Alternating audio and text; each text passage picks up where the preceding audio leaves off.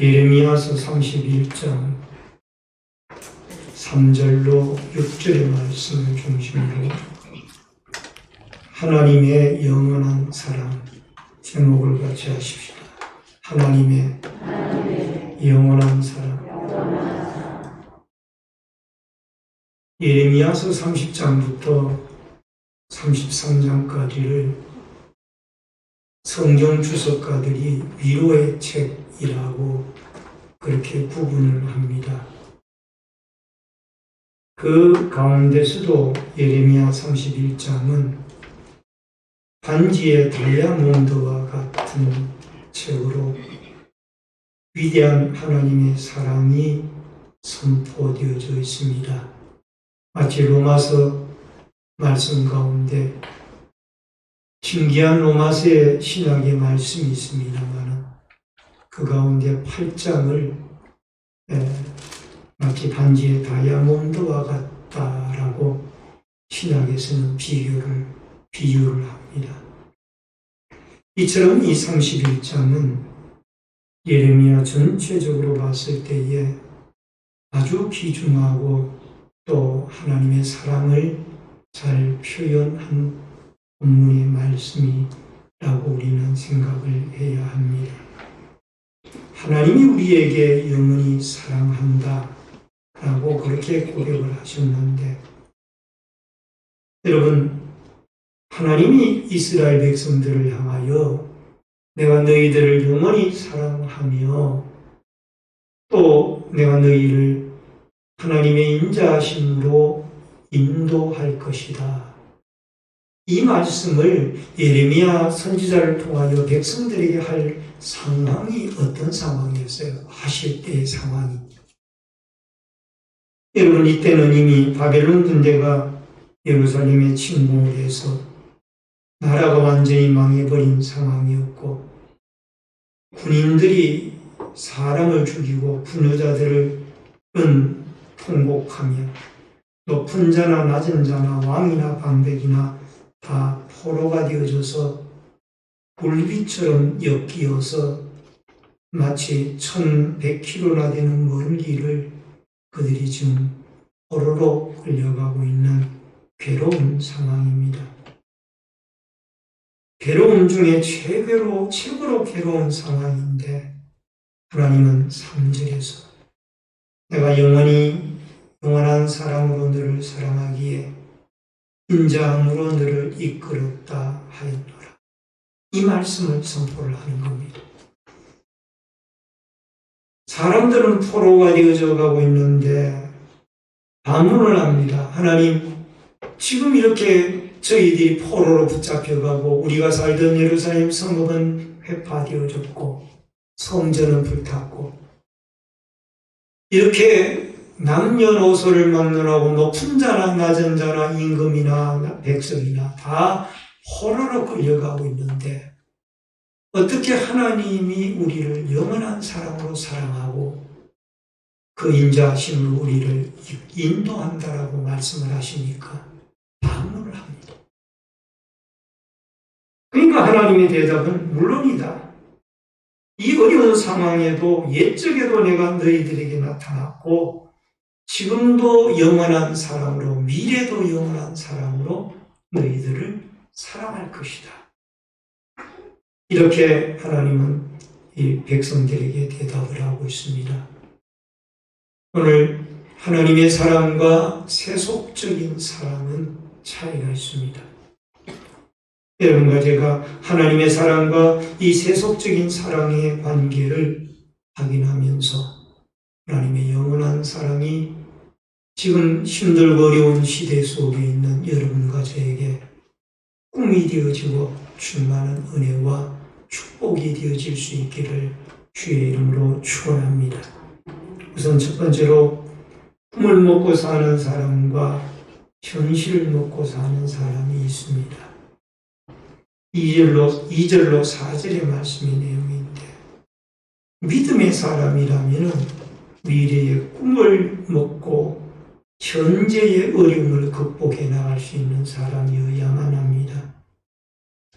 꿈은 단순히 꿈으로 끝나는 것이 아니라 오늘의 하나의 작은 현실이 그 꿈으로 변하였을 때 그것이 내일의 큰 도약으로 이어질 수가 있다는 겁니다.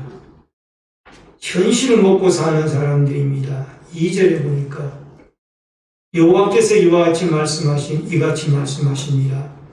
칼에서 벗어난 백성이 광야에서 은혜를 입었나니 곧 내가 이스라엘로 안식을 얻게 하려 갈 때에라. 여러분, 바벨론 포로로 잡혀간 사람들에게 그들의 현실은 광야였습니다. 이스라엘 백성들이 400년 애굽에서 종살이를 하다가 광야로 나와서 40년 동안 허허벌판에 그 앞을 보아도 뒤를 보아도 온통 사막 언덕뿐이온 황무지와 같은 그 땅에 40년 동안 살아가는 그 척박한 광야가 지금 이스라엘 백성들이 바벨론 포로로 붙잡혀간 현실의 모습이었던 겁니다. 얼마나 힘이 들고 얼마나 어려웠겠습니까? 여러분, 주변에 그 바벨론 나라의 문화는 찬란하지만은 그러나 이들은 포로로 붙잡혀가서 그 문화의 혜택을 입기보다는 노예로 하루하루 살아남는 것이 그들에게는 문제였던 것입니다. 현실은 갈수록 전쟁터와 같아지고 있었습니다. 그 속에서 살아남기 위해서 사람들은 치열하게 영육의 싸움을 싸우고 있습니다. 그 사람들이 잘 사는 사람이든 못 사는 사람이든 마찬가지로 바벨론에서는 가나안 땅에서 잘 살았든지 못 살았든지, 가나안 땅에서 높은 사람이었든지 낮은 사람이었든지 그게 관계가 없습니다. 현실에서 어떻게 살아남느냐, 이것이 그들에게 가장 시급한 문제였던 겁니다. 여러분, 살아남기 위해서는 치열하게 영적 전쟁을 벌여야 되는데 이것이 바로 현실을 먹고 사는 그 당시에 바벨론 포로로 붙잡혀간 이스라엘 사람들의 모습이었습니다. 이 상태로 끝나서는 아니겠죠. 그 다음에 꿈을 먹고 사는 사람으로 이들이 옮겨져 가야만 했습니다. 3절로 4절에 보니까 옛적에 여호와께서 나에게 나타나 내가 영원한 사랑으로 너를 사랑하기에 인자함으로 너를 이끌었다 하였노라. 처녀 이스라엘아, 내가 다시 너를 세우리니 내가 세움을 입을 것이요 내가 다시 소고를 들고 절구하는 자들과 함께 춤추며 나오리라. 광야에서 은혜를 입은 것이 라고 그렇게 말씀을 하고 있습니다.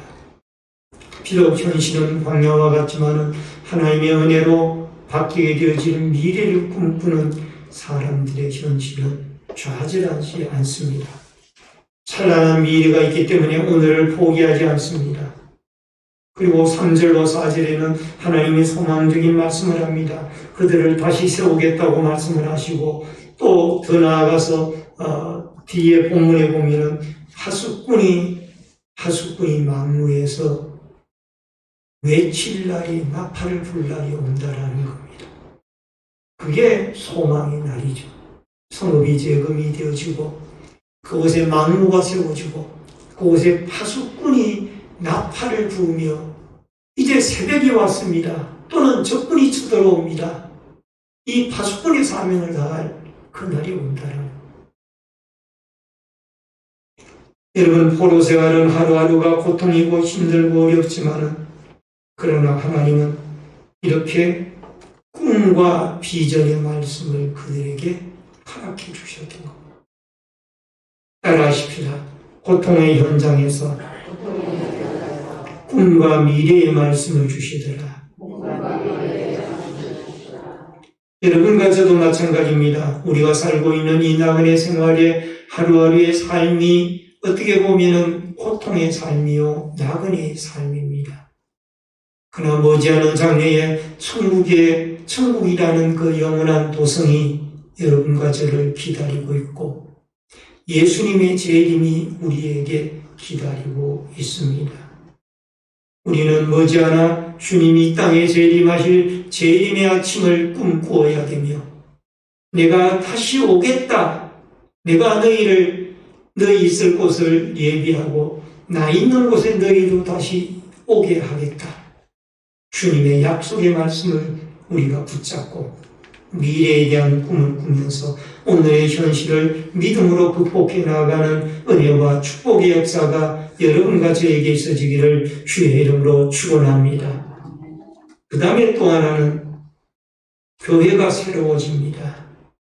31장 23절로 25절에 보니까 예레미야 31장 23절로 24절에 보니까 25절까지 읽습니다. 만군의 여호와 이스라엘의 하나님께서 이와 같이 말씀하십니다. 내가 그 사로잡힌 자를 돌아오게 할 때에 그들이 유다 땅과 그 성읍들에서 다시 이 말을 쓰리니 곧 의로운 처소요 거룩한 산이요 여호와께서 내게 복 주시기를 원하노라 할 것이며 유다와 그 모든 성읍의 농부와 닭떼를 인도하는 자가 거기에 함께 살리니 이는 내가 그 피곤한 심령을 상쾌하게 하며 모든 연약한 심령을 만족하게 하였습니다 하시기로. 여러분, 바벨론 포로 생활을 하고 있던 이들에게 하나의 깊은 희망의 소식이 있습니다. 꿈이 있습니다. 해방이 되어져서 돌아간다. 한번 따라하십시다. 바벨론 포로에서 해방이 되어져서 가나안 땅으로 돌아간다. 이것이 큰 꿈이에요. 이것이 고통 가운데 있는 이들에게는 가장 큰 꿈의 하나님의 사랑의 선포의 말씀입니다. 여러분, 믿음이 회복되어질 때 우리는 교회가 새롭게 보이게 됩니다. 하나님 앞에 큰 은혜를 받거나 또 하나님 앞에 깊은 사제의 은총을 입고 난 다음에 우리는 교회를 바라보게 되어지면 교회가 새롭게 보입니다. 여러분, 여기에 23절 하반절에 보니까 의로운 처소요 거룩한 산이요 라는 말씀이 나오는데 여기에 의로운 처소나 거룩한 산은 다 하나님의 성전을 가리키고 하나님의 성전은 결국 오늘날 교회를 의미하고 있습니다.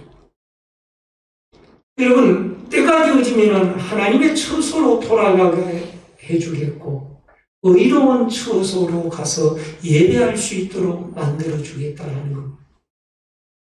우리가 지난 2달 동안 코로나19로 인하여 각 가정에서 온라인 예배를 드려보았습니다.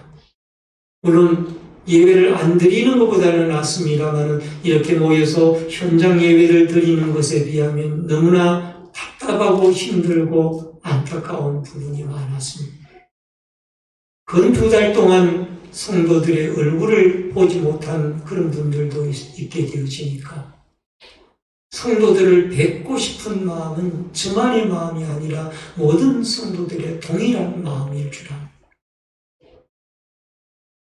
여러분, 이와 같이 하나님께서 우리가 자유롭게 하나님 앞에 예배할 수 있도록 여러분과 제가 끊임없이 이 코로나19 문제가 완전히 종식되어지도록 기도해 주실 수 있기를 바랍니다. 이 예배를 드리는 것이 아직도 우리가 완전한 자유로운 예배를 드리지 못하고 있지만 그러나 언젠가 예배가 완전히 회복이 되어져서 우리의 구역의 활동이나 기관의 활동이나 성가대의 찬양이나 또 더 나아가서 아름다운 식사의 교제나 여러 기관의 활동이 활성화되어지는 그날이 올 수 있기를 주의 이름으로 축원합니다. 여러분, 성전을 생각할 때에 우리의 믿음이 척도가 성장이 되어집니다.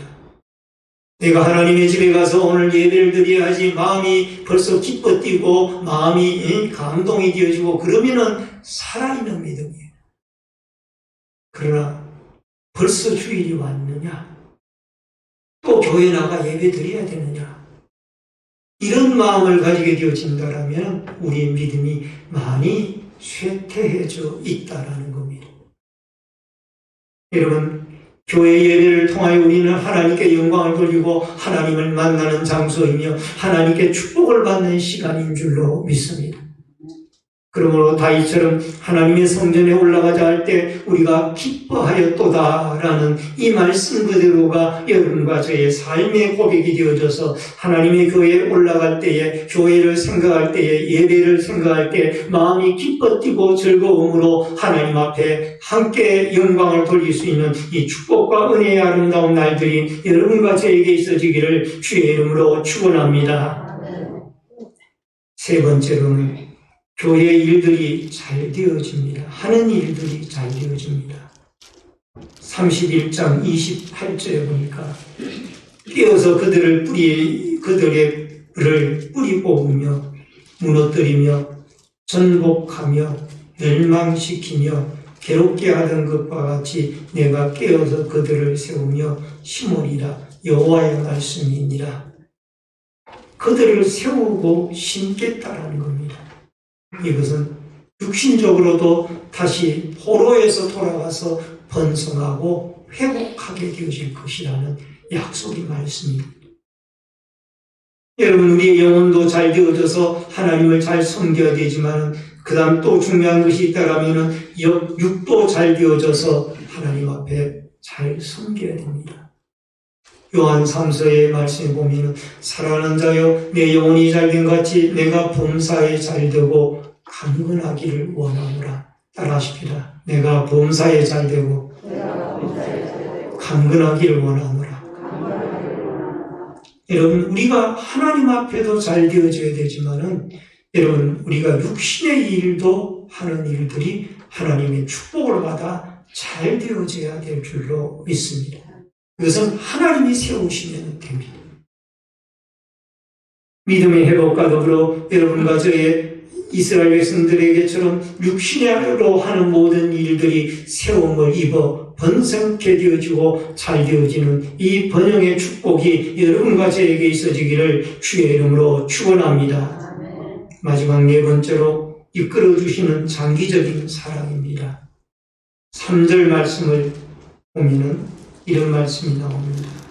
다 같이 읽겠습니다. 예측의 여호와께서 나에게 나타나사 내가 영원한 사랑으로 너를 사랑하기에 인자함으로 너를 이끌었노라 하였노라. 인자함으로 너를 이끌었다 하였노라.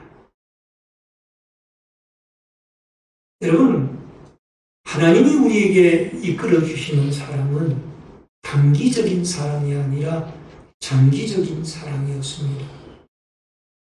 예레미야 30장 14절에 보면은 너를 사랑하던 자가 다 너를 잊고 찾지 아니하나니 이는 내 악행이 많고 내 죄가 많기 때문에 나는 내 원수가 당할 고난을 내가 받게 하며 잔인한 징계를 내렸도다.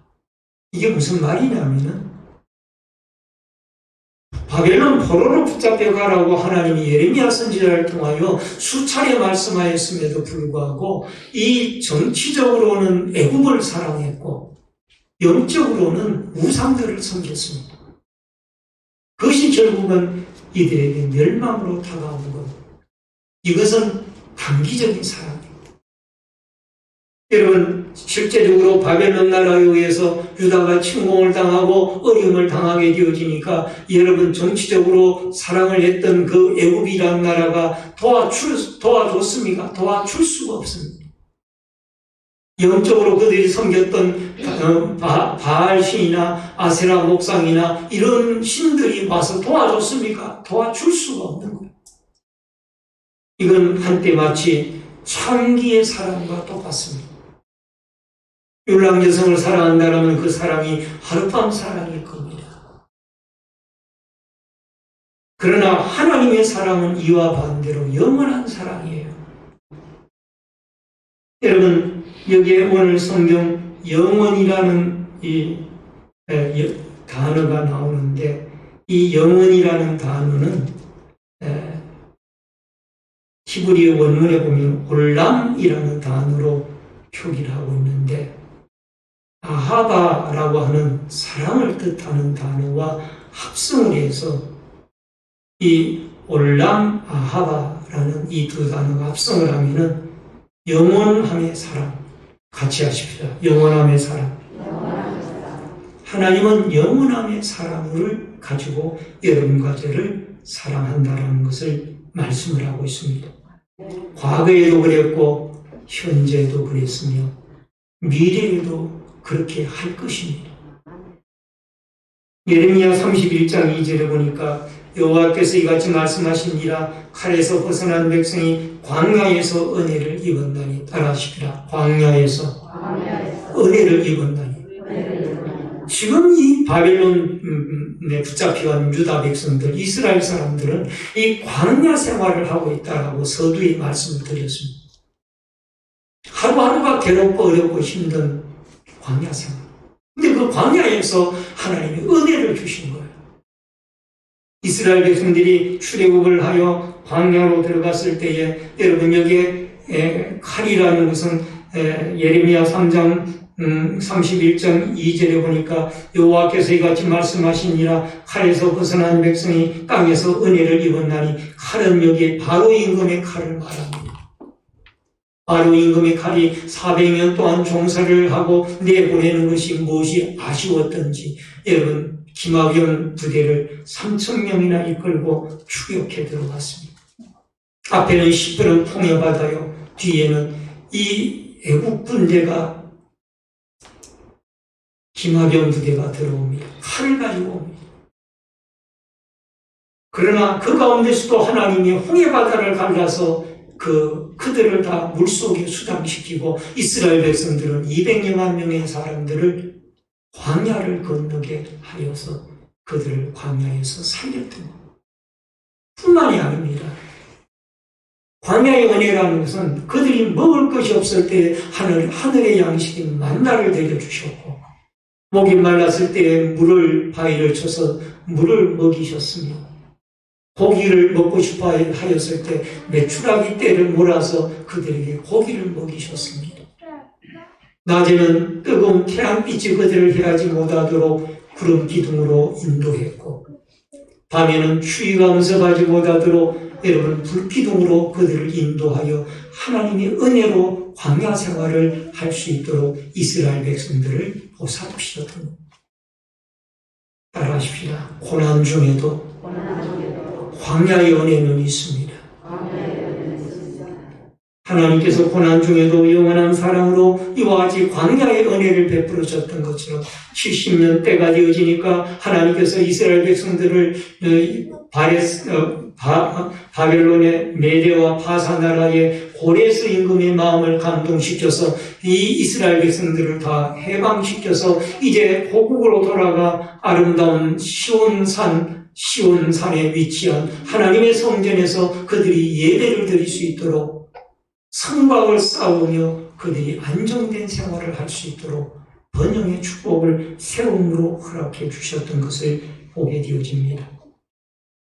오늘도 사랑하는 성도님 여러분, 우리의 현실이 암울하고 힘들고 어려울 때도 많이 있습니다만 그러나 그 광야 생활 가운데도 하나님의 사랑은 끊이지 아니하고 여러분과 저의 이름 석자를 손바닥에 새기고 우리를 보살피신 분이 영원한 사랑을 가지신 하나님의 사랑이며 인자하심은 하나님께로 가까이 이끌어서 여러분과 저를 가까이 두어서 여러분과 저와 하나님과 동행하며 살아가도록 이끌어 주시는 분이 하나님의 사랑이라.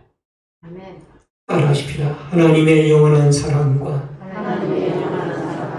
인자하심의 인도가 우리에게 있게 하옵소서.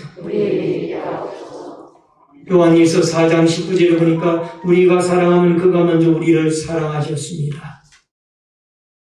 예수 그리스도의 십자가의 사랑을 통하여 죄로 말미암아 죽을 수밖에 없었던 여러분과 저를 구원의 은혜로 먼저 사랑해 주셨던 하나님의 놀라운 사랑, 무궁한 사랑, 또 인자한 인도하심의 역사가 또 11월 달 첫 주간의 예배를 드리고 한 주간을 살아가기를 원하는 우리 모든 성도들에게 은혜와 축복으로 있어지기를 주 예수 그리스도 이름으로 축원합니다. 축원합니다. 기도하겠습니다. 살아계신